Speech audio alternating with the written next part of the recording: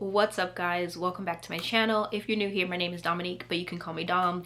Today is all about my 2025 garden plan. I am so excited. We're at the beginning of January. If you just watched my last video, you saw me start these pepper seeds. We are about 12-ish weeks away from my last estimated frost date. I live in coastal South Carolina, zone 8B. They recently, when they did the rezoning, I didn't go up or down a zone, but they did make my last estimated frost date a week up this year. Usually my last estimated frost date is November 2nd. It has been since forever that I've been gardening, but this year I looked and it shows that my last estimated frost date is about a week before April.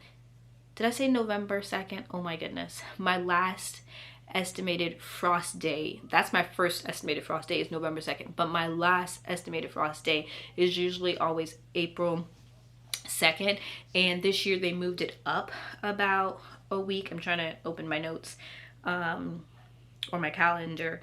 They moved it up about a week to, instead of being April 2nd, I think it is March 27th or 26th, which is a whole week before it usually is.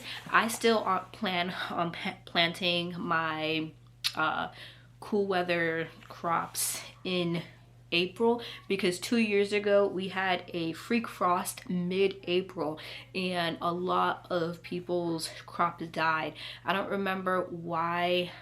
I don't remember if I was late planting out my things or what happened, or maybe my stuff did die, but I don't trust it. I don't trust it. So I am going to, and I think I will be out of town maybe the week that I'm supposed to be starting seeds. And so I think I'm going to err on the side of caution and plant out my cool weather crops later in April, even though, you know, it says that they moved our estimated frost date up. I have my garden plan here with me, and so it's going to be all about my garden plan, things I'm doing differently and things that I am keeping the same. Last year was the first year. I've been at this property for three years. This will be my fourth gardening season, and this was the first year that I kept track of all of my harvests.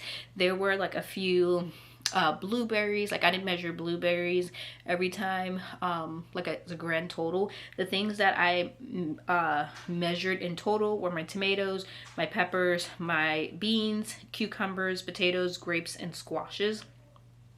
I did get like corn, I got like a few eggplant, I got a bunch of watermelons. I didn't weigh any of those things. I got cabbages, what else?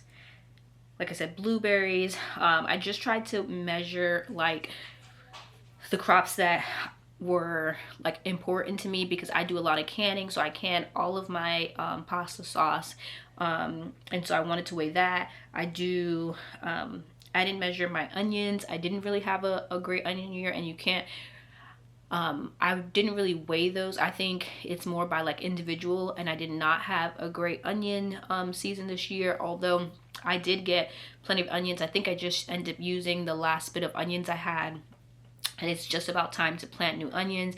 And so definitely my onions did not last a whole year, so I didn't do those. I still have garlic. I didn't measure that. So there's stuff in here that I didn't measure, but for the most part, the things that were important to me was the tomatoes, peppers, green beans, cucumbers, potatoes, grapes, and squash, because those are the things that are really like bulky.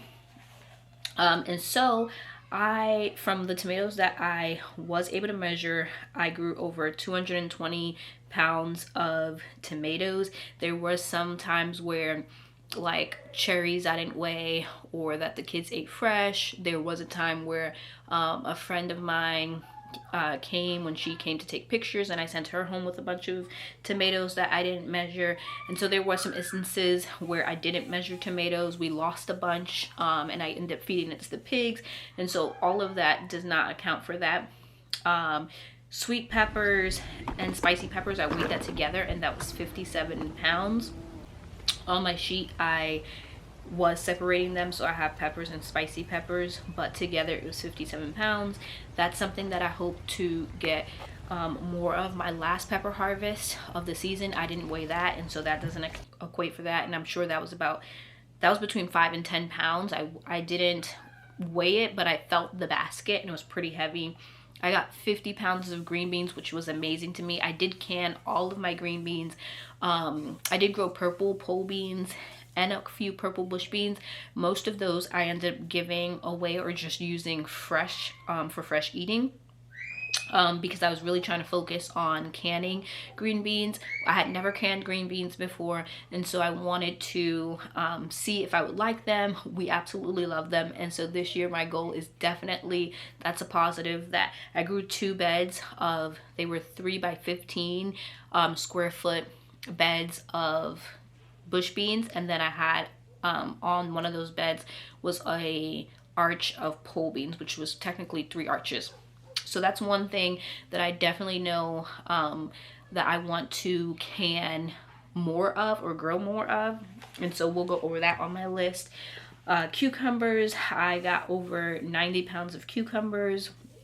I did not do like any pickles or anything like that, like as far as like water bath canning or canning any pickles. We like, because I just heard they turn soggy, and I don't care for soggy pickles. We did eat like refrigerated pickles and lots of like cucumber tomato salads and stuff like that. So most of the cucumbers we just ate fresh. And then potatoes, 75 pounds of potatoes. The potatoes started off great, but then we had grubs eating the potatoes in ground, and I wanted something else happened to them as well, and so they didn't get as big as they possibly could. And that was between 2 beds, and so definitely not like the most potatoes I've ever grown. A lot of them were small. And then grapes, I wasn't even expecting a grape harvest, and we got over 23 pounds of grapes off of our we have 3 grapevines.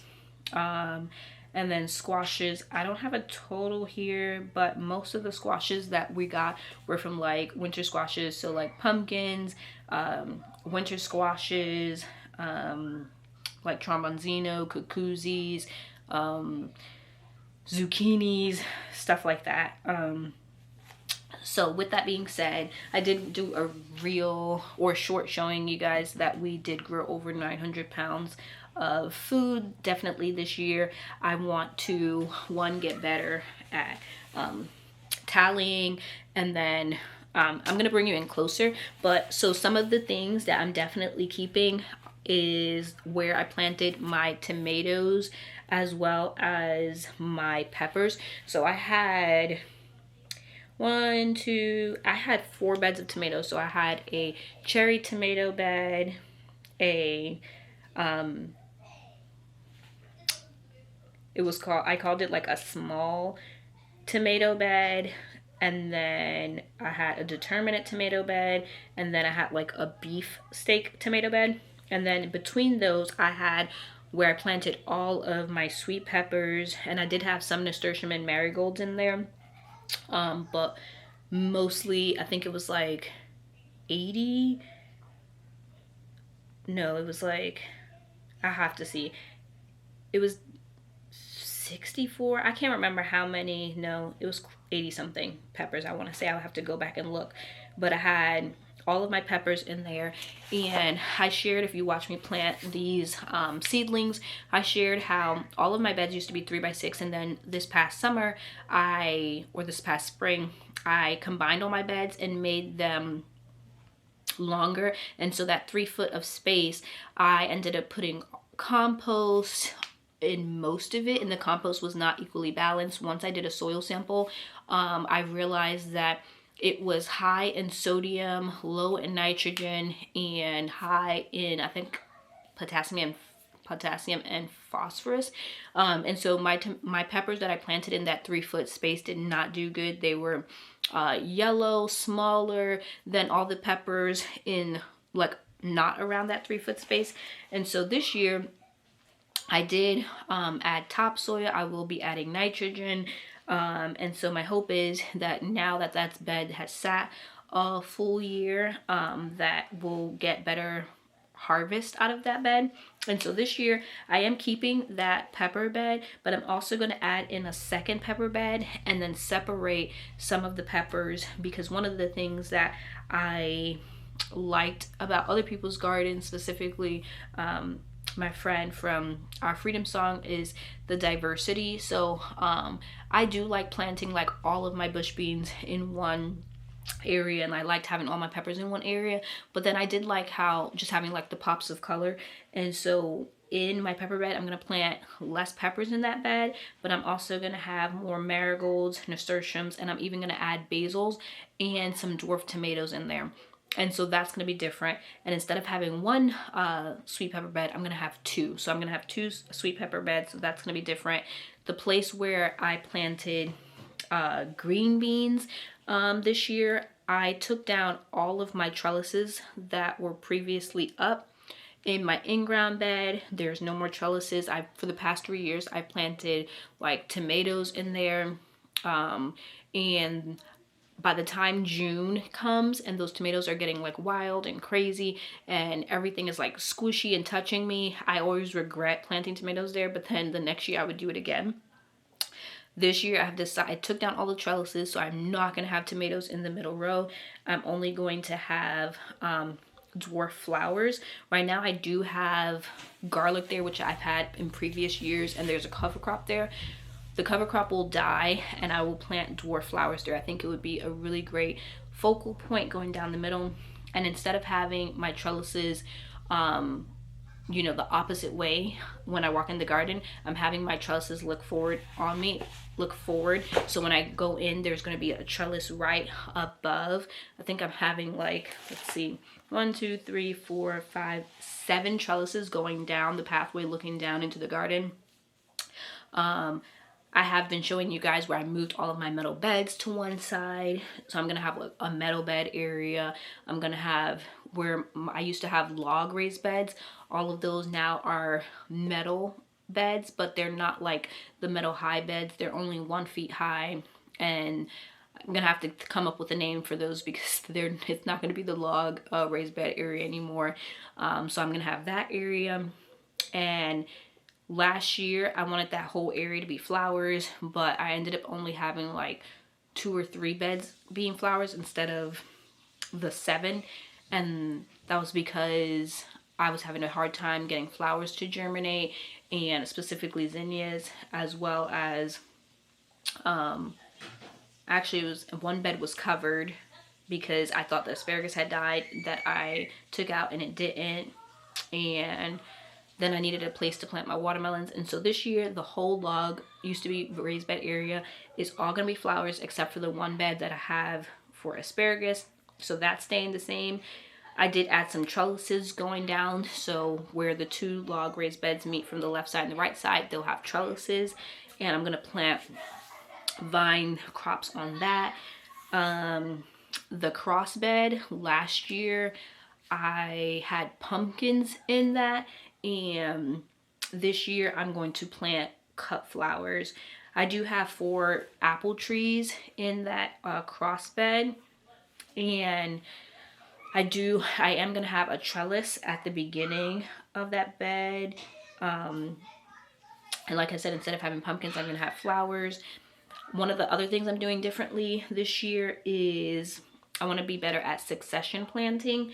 And so last year where I had my 2 beds of potatoes, it's still going to be the 2 beds of potatoes, but after the potatoes come up, I'm going to plant corn, because corn is a long season crop, and we have over 200 days of warm weather where I will still have plenty of time to plant corn. And so last year, once I harvested all of my potatoes, I basically just left those 2 beds empty and then ended up covering them so weeds wouldn't come back. But this year, I am going to plant potatoes probably the beginning of February, and when I harvest them in May, that is when I'm going to plant my corn. So that's going to be something different as well, which I'm really excited to try. I also am trying something different where I showed you guys I have a new bed that is going to be specifically that I'm going to plant all of my summer squashes in that bed. It's going to be covered, and hopefully the squash vine borer does not get to those squashes. Last year, they ruined my pumpkins as well as most of my winter squashes. And then by the time I tried to replant them, it was too hot and I couldn't get any to germinate. So this year, I'm going to delay planting my pumpkins as well as my winter squashes I'm going to plant my trellises with winter squashes, but I'm not going to plant my my big winter squashes, so like maybe spaghetti squash or butternut squash or anything like that. And then all of my pumpkins I'm gonna wait till later in the season. That's gonna be another thing where I like succession plant. So I might have like the place where I plant beans, like after all of the bush beans die, maybe I'll use that bed or something like that, or plant sunflowers and then plant my pumpkins when I'm looking at my plan right here. So I did try to account for that. The two beds where I planted my spicy peppers, those are going to be different as well. This year I am using them. So the previous 2 years I've had great onion harvest. Last year I moved my onions to a new bed and to a metal raised bed, and it did not do good there. My metal beds are not on drip or anything like that, and the soil wasn't the greatest, and so my onions did not get as big as one bed didn't get big at all. Like they stayed really like golf ball size, and then the other bed got a little bit bigger, but it still wasn't the greatest harvest. So this year I'm going to use the two front beds that I planted spicy peppers in, and those peppers did amazing. I'm going to use one or two of those beds. I haven't decided. I ordered my peppers from Dixondale Farms like I have previously in other years. I just don't remember how many I ordered. So I'm going to use either both of those beds, they're 4x8, or just one of those beds to plant all of my onions in. And I think they're going to do great because those beds are, they did great for my peppers last year, my spicy peppers. So I'm going to use those beds, both or one of those beds for my onions. And I think they'll do great there. But then as I pull those onions out, I'm going to use those beds for bush beans. So that's another thing that I'm like succession sowing. I am getting a new space for where I'm putting my melons. Previously I had my melons towards the back of the garden. I'm putting it right at the front. Last year, I didn't plant in any of my beds that were along the fence. The only thing that grew over there were the grapes because they're perennial and they already grew. I had that ground covered over there. But this year, I've been working on transferring my that area into raised beds, metal raised beds. And I brought you guys along with me to show you how I was filling those. And so this year, I'm going to use one of the beds to plant. I think there's 5 beds over there. One bed I'm going to use to plant sweet potatoes, or there's 6 beds over there, because one bed I'm going to use to plant sweet potatoes, 4 beds I'm going to use to plant flowers, and then one bed I'm going to dedicate straight to strawberries. And so that's going to be something different. I tried to plant lots of strawberries last year in my Greenstalks, and that wasn't on drip, and so they had a hard time surviving. I did plant some in ground that also just got taken over by weeds. So I do have some scattered strawberries, but definitely not as much as I planted, and I definitely didn't get more than like a handful of strawberries this past year. So that's going to be something that I have to try again. Let's see. So I'm moving my spicy peppers, since they were in that first 2 beds. I'm moving my spicy peppers to a different bed. And I think last year, the bed I'm moving it to is the bed that I had all of my squashes in. And my squashes did fine until the vine borer came and took them out. I did have a lot of ants in that bed, and so I'm gonna be interested to see if because I have been trying to get rid of all of the ants, and so that this year I'm gonna plant less spicy peppers. They're going to be in a different area. I'm going to plant marigolds around them, nasturtiums, which I did this year. I'm also going to have eggplant, maybe like just 2 eggplant because we don't really eat a lot of eggplant. Tomatillos, which I didn't grow at all last year, and then ground cherries. I had ground cherry seeds last year. I had such a hard time getting them to germinate, so hopefully I got a new pack of ground cherry seeds gifted to me this past Christmas. And so I hope that I can get a good amount of ground cherries, because I would love to make some jelly or jam with the ground cherries. And so all of those are going to be in a different location. I think it's going to be fine. What else? Like I said, my front log raised bed area that used to be log is all going to be dedicated to flowers, and I already have my whole plan. I have a different book here where I have it started from January 8th, then, which is 12 weeks from the last estimated frost date, which they put at March 27th. But then I go down to, which is really 11 weeks, and then January 22nd, February 5th, February 19th, March 5th, March 19th, April 2nd. So I have I started, because on April 2nd I put 0 weeks. So every 2 weeks, basically, from January 8th, I'm planting something. Today is January 4th, so I was a little, like, 4 days faster in planting my peppers, but it's totally fine because peppers are slow germinating and some of the seeds are really old and I don't know if they're going to germinate. But every 2 weeks from now, I'm going to be starting seeds. So the first seeds I'm starting are my sweet peppers, spicy peppers, ground cherries, celery, and verbena, which is a perennial. I already have my sweet peppers planted. I'll have to plant my spicy peppers, ground cherries, celery, and verbena. And then January 22nd, which is 2 weeks from now, I'll plant my broccoli, cabbage, cauliflower, kale, and it just goes down from 12 weeks, 10 weeks, 8 weeks, 6 weeks, 4 weeks, 2 weeks, 0 weeks, and then 2 weeks after my last estimated frost date. And I'm just going down like that because one of the other things that I want to do differently, in previous years, I plant all of my crops out all at once, after the last estimated frost date. And this year, I really want to work on succession sowing. And so, even with like my flowers, so that I have flowers to last the whole season, usually I plant all of my flowers at the beginning of the year. And then once they die, like mid-summer, I don't plant anymore. They're just like hanging on straggly in like September looking crazy. And so I want to be better at spreading my flower sowing out so that I have flowers to last all the way until November, because we do have a long growing season. And I just got drip this past year, which has been amazing and definitely a game changer to keep my garden alive when it was over 100 degrees, super hot and humid. And so I definitely want to utilize having the drip. And there are going to be some spots that I have to fix because I did change like the log raised bed area and made some changes over there. And so there's going to be some spaces I have to fix, but for the most part, it's all going to be laid out for me. It's going to be awesome.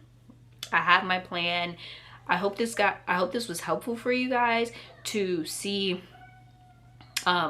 what I was talking about and really get like a visual on how the garden's going to be laid out. The new hoops, which I've already like started putting the hoops up. There's still like there's still 7 more hoops. I think we only have like 5. I think we have 5 hoops up. And together I want to have like 11. And so definitely, I think I have enough cattle panels for it. I know I don't have enough T-posts. I want to work on, I have lights going around the garden and that's new. And it looks really, really pretty, but I do want to have some wind chimes, some more lights hanging over the hoops, and I just really want to work on having the garden look magical. I want to spray paint my T-post multiple colors. And those beds I put along the fence, I'll probably spray paint those because right now they're just white. So I do have lots of stuff that I need to work on between now and April. And with working, now that I'm working outside of the home, is going to be definitely interesting, and maybe a challenge, but I hope that you guys follow along with me and see how it all works out. I definitely hope to do better at the things that I grew last year and the things that I learned yet last year. And I didn't even talk to you guys about my metal raised bed area, but I do have a diagram of my metal raised bed area, and you can see it right there. Most of all of that's going to be flowers. I have previous years planted carrots in 3 of the beds, and so I do still hope to plant carrots. Last year I planted my carrots in November and harvested them for a good while. This year that did not work. I tried to plant my carrots in November, and I just couldn't keep them the soil moist enough, and so I didn't have good germination in the beds. And so this year I looked it up on my Farmer's Almanac, and I can plant carrots again in, I think it was February. I'm looking at my, yeah, February 19th, February 12th to February 19th, around that. And so I'll replant those beds with carrots, but for the most part, they'll be all flowers. I do have that new bed there that has that hoop as well. And so I plan on, I have clematis planted along the fence, and I hope that I can move that without damaging it. If I do, I'll just have to get something new to go on that line. I do have that one bed that has asparagus and some strawberries, but not a lot. My rose arbor is looking great this year. And that's pretty much it for my metal raised bed area. It's not going to be really growing much food besides like the carrots. Mostly it's going to be growing flowers, because I do want to, I've said it ever since I've started gardening, I want to be really good at growing cut flowers, because eventually I do want to sell cut flowers. That's still a goal of mine. I just have not been good at it. And so I'm hoping that this year that I can, you know, now that I seem to have a great, I'm at a great place with growing the vegetables here, that I can really keep that knowledge and keep that going, but then also add on growing cut flowers better, more than just like zinnias and sunflowers and marigolds and nasturtiums, but like more like straw flowers and poppies and carnation and calendula and celosia and all that, all of the status and yarrow, just everything beautiful that I have seeds for and haven't been able to grow. This heat mat is warming up pretty good, so I'm really excited, and I'm really excited for this garden season. I hope that you guys continue to follow along with us, and I hope this maybe gave you guys some inspiration or some things to think about in your garden, or just things to look forward in my garden as we garden together in this new coming season. I'm super excited for this upcoming garden season, and I hope you guys are too.